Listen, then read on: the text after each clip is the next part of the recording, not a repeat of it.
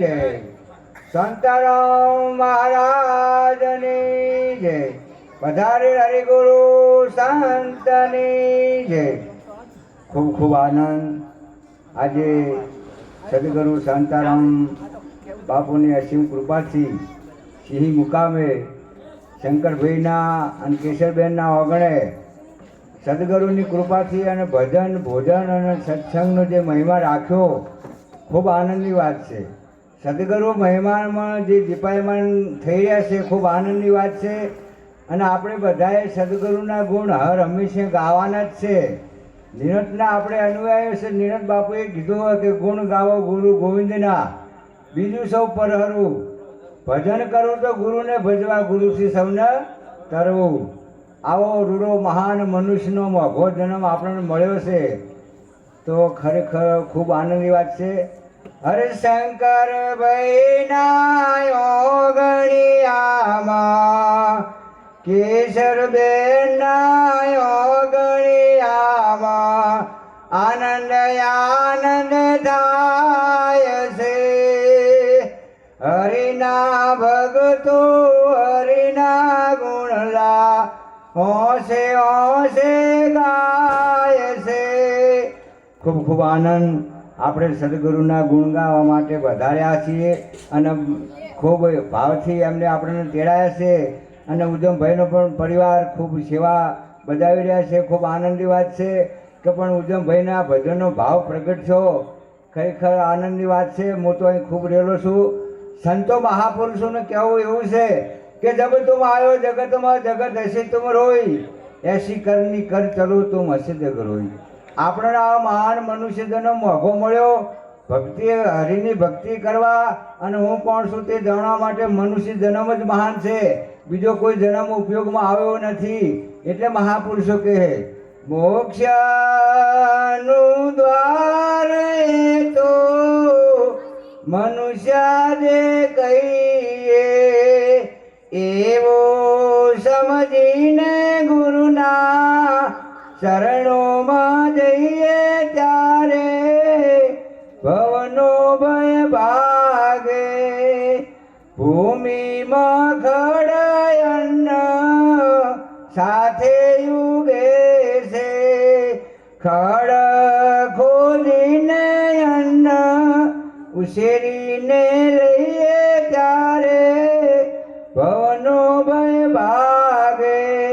મહાપુરુષો તો આપણને વાત સમજાય, પણ આપણી સમજમાં ના હોય. સાચા સંત મળે, સંતનો સમાગમ મળે, સદગુરુનું શરણું મળે તો આરી વાત સમજાય એવી છે કે આ આપણું શરીર છે ને એ ખેતર છે, એની અંદર બધા કાવા દાવા દુર્ગુણો ભયંકર છે. એના મૂળમાંથી ઉખડી નાખીએ તો ફરી પોગરે નહીં. ઘણા આળસુ ખેડૂત હોય ને ઉપર ઉપર બચી નાખે પાછા ફેર પોગરે. પણ આ તો સદગુરુ છે, ગુરુગમ કોદાળાથી ગોદી નાખો તો મૂળ સહિત નાખી કાઢી નાખવો જોઈએ. એવો આજનો મહિમા ખૂબ આનંદકારી બન્યો. અને મહાપુરુષો બધી નામની, દરેક સંતોએ નામનો જ મહિમા કર્યો છે.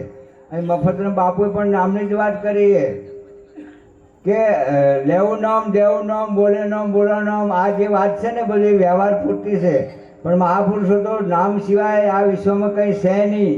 નિરંત બાપુ પણ બોલ્યા કે નામ વિના કોઈ નહીં મળે, ભવસાગર નહીં મળે. નિરંત વંદુ નામ કહો કે જ્યાં જ્યાં દેખો ત્યાં, જ્યાં જ્યાં તમે જુઓ ને ગુરુગમ દ્રષ્ટિએ નામ જ છે, નામ સિવાય કંઈ છે નહીં. એટલે મહાપુરુષો આપણને જે નામનું ભજન આવ્યો, રવિ સાહેબે પણ કીધું કે ફેરીલો નોમની માળા તેરા કટે જન્મ જંજાળા.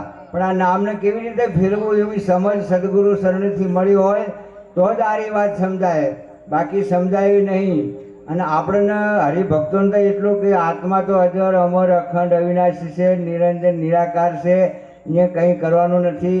પણ આપણા આ દેહમાં રહી અને આપણને જે આવરણો છે એ આવરણોને દૂર કરવા પડશે. અને આપણા શરીરની અંદર જે કૂડ કપટ મોહ લોભ લાલચ આ બધા જે આવરણો છે ને એને જો સુધી બાદ નહીં કરીએ ને તો આપણું આ ખેતર ચોખ્ખું નહીં થાય. ખેતર ચોખ્ખું નહીં થાય તો તમારું દર્શન નહીં થાય. આપણે અહીંયા લેવાનું છે. આપણે રેણી ભરપૂર રહી અને જેવું સદગુરુએ આપણને વચન આપ્યો હર હંમેશા સાચું બોલવું, જૂઠું તો બોલાય નહીં. સાચું બોલવું, સાચું ચાલવું, સાચું ખાવું, સાચું પીવું. હવે આ તો બહુ કાઠું કામ. સાચું કેવી રીતે ચાલવું? એટલે રેણીમાં રહ્યા સિવાય આપણને મેળ પડ્યો નહીં. સુણો સંતો નીતિ ખરો છે ધર્મ રે, કરવા સંતો નીતિ વડે નિત્ય કર્મ રે.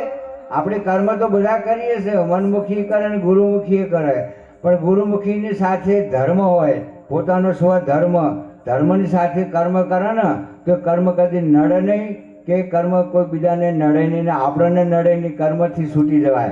એટલે આપણે કર્મથી છૂટવા માટે જ આપણે સમાગમની ખૂબ જરૂર છે અને સંતોની ખૂબ જરૂર છે. અને આપણને જે સદગુરુ વચન આપ્યો ને પરિપૂર્ણમાં રહીએ તો આપણું જીવન સફળ થાય એવું છે. બોલીએ સદગુરુ મહારાજનો જય.